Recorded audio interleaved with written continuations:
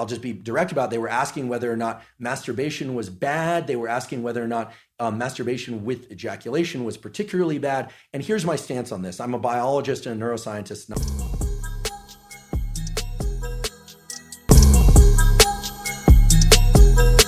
A few years back, when I started doing some public-facing education, I started getting a lot of questions, especially on YouTube, from young males about pornography and masturbation. And this becomes very relevant here. We have to remember that this dopaminergic system is generalizable to many different behaviors, right? Academic pursuits, sports pursuits, relationship pursuits. But fundamentally, it's tacked into the adaptive survival behaviors. And every species, including ours, has at least two major motivations, which is to protect its young and to make more of itself, to make more young at some level. People can opt out of that, but one of the absolutely pathologic situations for any animal or human is to be able to access repeated dopamine surges without effort or any pursuit that's self-directed.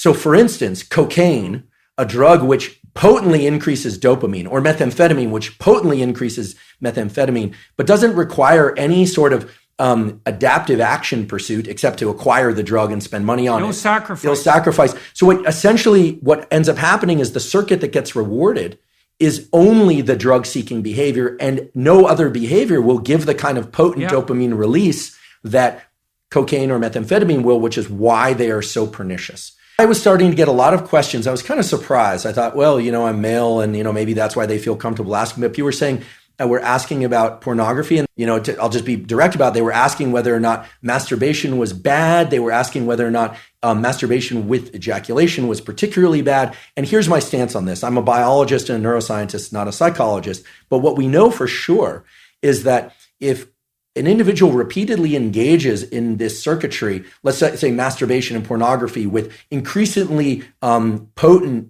forms of stimulation that are on a screen, a couple of things happen. First of all, what's being reinforced? What's being reinforced is a high dopaminergic response to watching other people engage in sexual behavior, which is very different than being in a first-person sexual experience. Okay, so right there, that what's being reinforced is not actually any kind of improvement in communication skills. It's voyeurism. And as these questions started to come in more and more, I started to realize there was a lot of kind of undertones of people talking about fear of or experience with sexual dysfunction that clearly pornography can lead to. And here I'm specifically talking about males. I actually don't know the literature on females. Females don't use visual pornography to the same degree. I see. They use literary pornography. I see.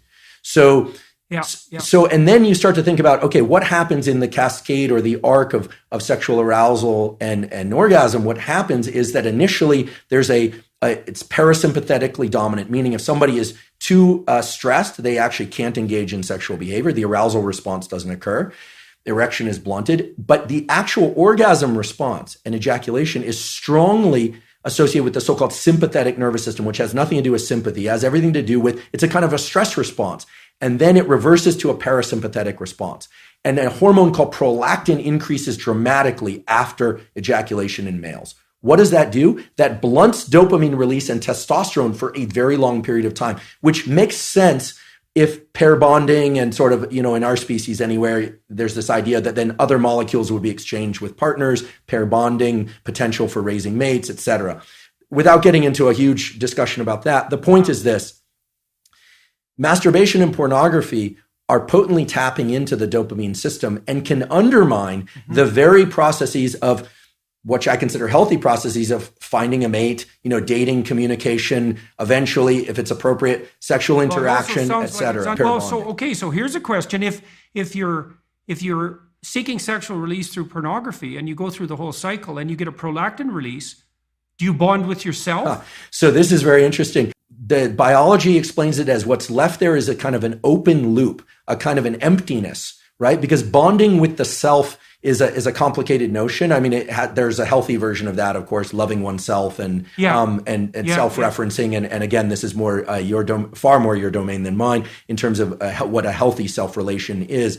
But in the absence of a real partner there, of an absence of real sexual partner, there's an open loop of neurochemicals, including oxytocin and prolactin. The dopamine, remember, dopamine goes up during pursuit, anticipation.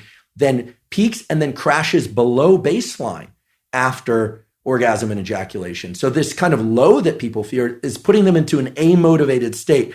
We can think of this, if I were to kind of expand on it, would be it's this kind of neurochemical, psychological equivalent of making your home environment filthy for a while, not actually putting you into this positive amplification of dopamine. So it depletes the dopamine system.